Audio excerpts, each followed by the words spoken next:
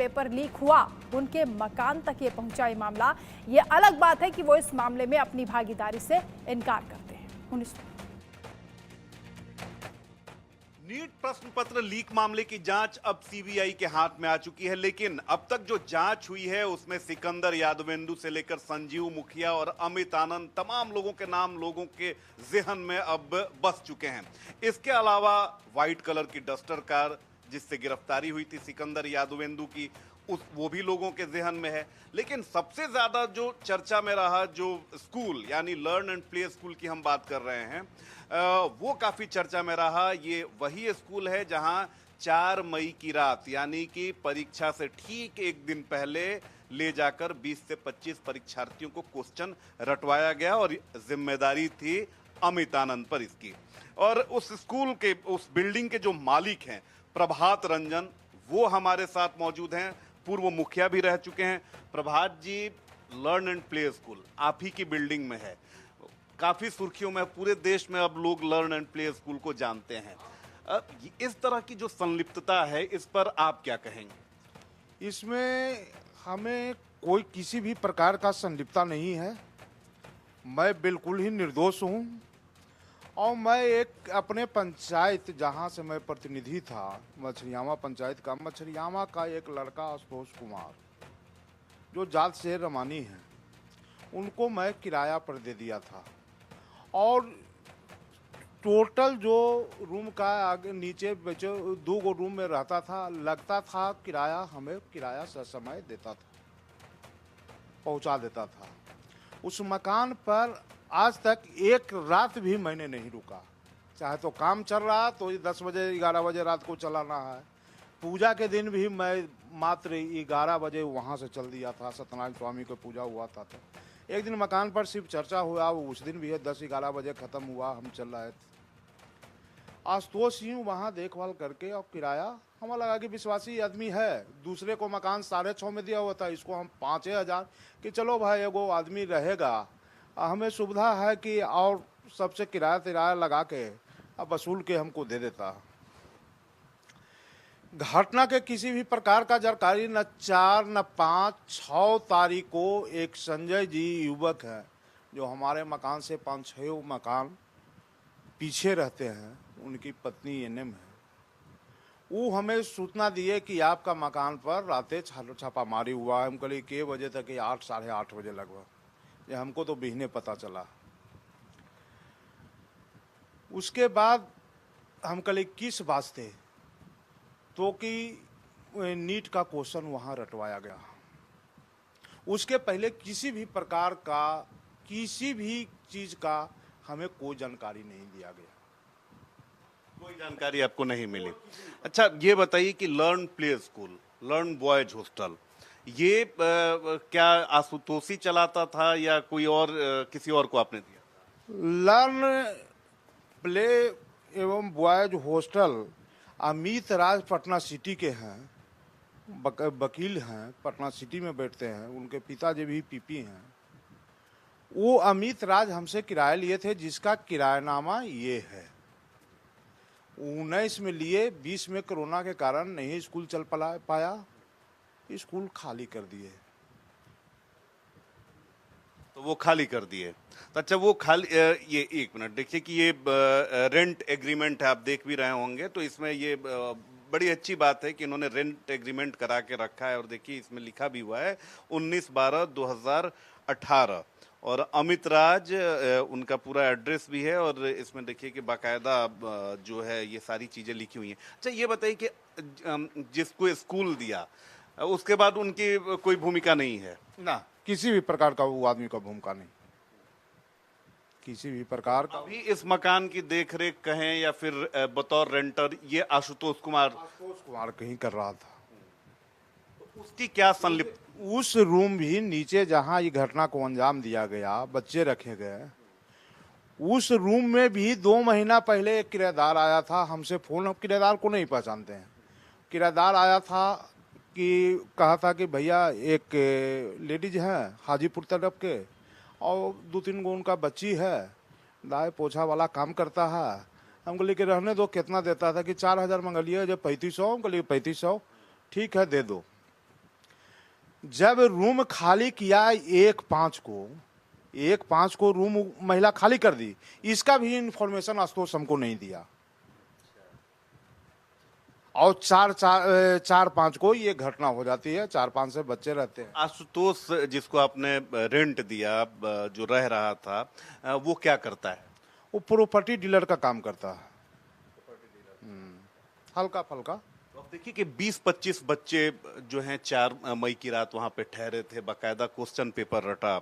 जब आपको जानकारी हुई कि आपके मकान की बदनामी हो रही है, लर्न प्ले स्कूल आप ही के मकान में है, तो पहले क्या आपने किया? क्या आशुतोष से पूछताछ की? क्या उसने बताया? आशुतोष को मैंने 6 तारीख के जब सूचना मिली कि आपके मकान पर छापामारी हुई, तो 6/5 को संजय जी आदमी हमको फ़ोन करके बतलाया कि आपका मकान पर छापामारी हुआ है। तो हमने कहा किस वास्ते, ताकि वहाँ नीट का क्वेश्चन रटाया गया है। फिर उसी मोबाइल पर आशुतोष से बात हुआ तो कहा कि भैया हम तो जमशेदपुर निकल गए हैं, ये जमशेदपुर से लौटते हैं 7 तारीख को। 7 तारीख को वो आया। मनीष को भी मैं दनियामा बुलाया। मनीष कौन? मनीष प्रकाश, जो वो आशुतोष के साथ मिल के और बच्चे को रखवाया। अच्छा, ये जो मनीष है वो मनीष ने ही बच्चों को रखवाया था आपके मकान? 7 तारीख को बुलवाए। वो दोनों को तो हम क्या कहे नहीं कहे, समझ गए ना। भद्दी भद्दी गालियां भी दिए, जिसको हम जी कहते थे, समझ गए। मगर सीधे उन लोगों का कहना है, हमको इस बात की चीड़ थी कि मकान जब मेरा है तो मैं तो इसमें दोषी 100 में 100% मानूंगा। आशुतोष को मैं उसको किराया दिया था, जरा सा भी हमसे पूछ लेना चाहिए था कि भैया ऐसा ऐसा बात है। मनीष जो है बच्चा रखे लगी बोल रहा है कि कल परीक्षा है। हम हाँ कहते न कहते, आज उन लोग पर तो गाज नहीं ना गिरता। हाँ कह देते, गाज मुझ पर गिरता। न कह देते, हाँ कहे के तो कोई सवाल ही नहीं उठता है। इस सब चीज से इतना दोनों प्रतिनिधि मेरा किसी चीज प्रकार का कोई कमी नहीं है। तो जो रेंट एग्रीमेंट आपने आशुतोष के साथ किया था वो भी मौजूद है। तो देखिए कि जो आशुतोष जो इनके मकान में बतौर रेंटर रहता था, ये देखिए कि यहाँ पर इन्होंने बाकायदा एक रेंट एग्रीमेंट किया है। और देखिए कि तिथि भी है 13/4/2023 और सारी चीज़ें इसमें हैं। यानी जो भी जो चीज़ें होती हैं कानूनन, उन्होंने ये सारी चीज़ें देखिए कि यहाँ पर करके रखी हैं। और ये बड़ी अच्छी बात है कि अगर आप किसी को मकान देते हैं तो बाकायदा उसका देखिए कि यही आशुतोष की तस्वीर है। देखिए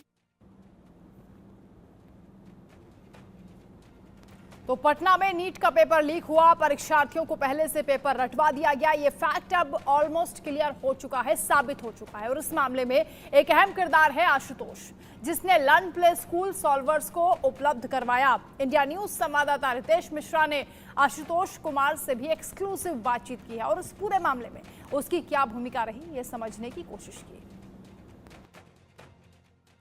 5 मई को ही छापा पड़ा आपके मकान पे। इस बात की जानकारी आपको कब मिली? क्या आप वहीं मौजूद थे? क्या कुछ हुआ उसके बाद? 5 मई को हम जब जमशेदपुर के लिए निकल गए थे तो कोडरमा हम पार कर गए थे करीब लगभग 8 साढ़े 8 में। उसी समय मेरी वाइफ के मोबाइल से मेरे मोबाइल पर फ़ोन आया, तो बोली कि प्रशासन आए हुए हैं। तो बोले कि 2 बात करेंगे। मैं बात किया उनसे, तो बोले कि एक बच्चे का अपहरण हो गया है। तो हम बोले कि सर बच्चे का अपहरण तो मेरे घर में है। तो बोले कि नहीं कुछ सेंसिटिव मामला है जी, आप कहाँ हैं मिलिए आकर। तो हम बोले कि सर हम तो कोडरमा पार कर गए, जा रहे हैं जमशेदपुर, भगनी का देखा देखी है, लड़का देखने के लिए जा रहे हैं, हम लौटेंगे तो आपसे मिलेंगे। इतना कह के उन्होंने इतना बोले तो उन्होंने फ़ोन काट दिया। फिर थोड़ी देर बाद 5 मिनट के बाद फिर वाइफ फ़ोन की कि अरे रात में जो बच्चे लोग आए थे उसी के सिलसिले में। पुलिस आपके यहाँ कितने बजे? वही 8 साढ़े 8 के करीब में। तो बोल रहे हैं जिस समय कॉल आया वाइफ फ़ोन की उसी समय तो 5 मिनट का बोल दिए 5 मई को। तो हम कुछ भयभीत हो गए, कुछ परिचित लोग से राय सलाह लिए फ़ोन पे ही। तो बोले कि आप थोड़ा देर के लिए आप मोबाइल बंद कर दीजिए। तो हम डर से मोबाइल उसी समय बंद कर दिए। हम चले गए जमशेदपुर।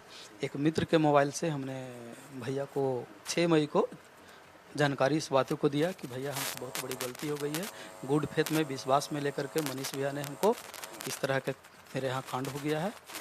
मैं आता हूँ। अच्छा, पुलिस जब आई तो आपकी वाइफ ने तो बताया होगा कि पुलिस ने क्या सर्च किया, क्या कुछ मिला, क्योंकि सारी चीजें आपकी वाइफ के सामने, आपके घर के लोगों के सामने हुई। ये सब बातें हम वाइफ से नहीं हो पाई थी उस दिन।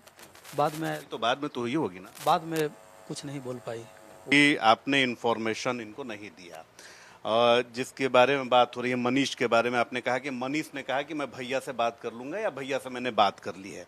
जब आपको शक हो गया कि कुछ ना कुछ गड़बड़ झाला है, क्वेश्चन पेपर कोई आपसे मांग रहा है बच्चा, कोई बुकलेट लेकर आ रहा है, मनीष को दे रहा है, तो उस समय आपने उस समय क्यों नहीं जानकारी दी कि क्या भैया आपने मकान दिया है?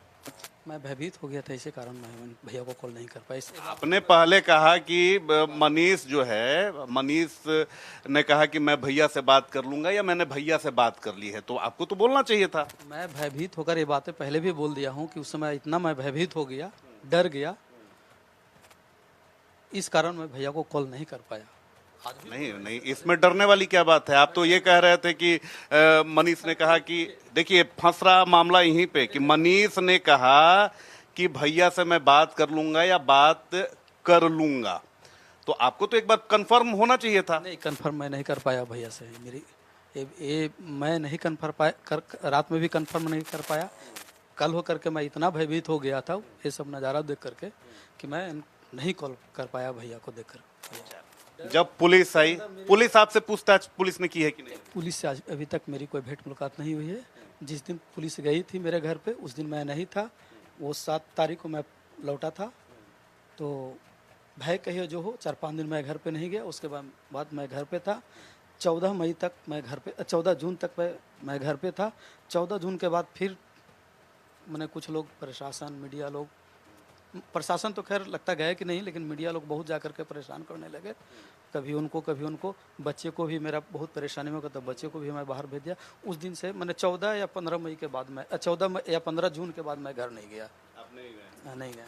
उससे पहले चलिए, अब ये बताइए कि ये बात स्पष्ट हो चुकी है, ये आपके बात से भी स्पष्ट हो गया है कि मनीष कुमार जो है उसकी बहुत बड़ी संलिप्तता है।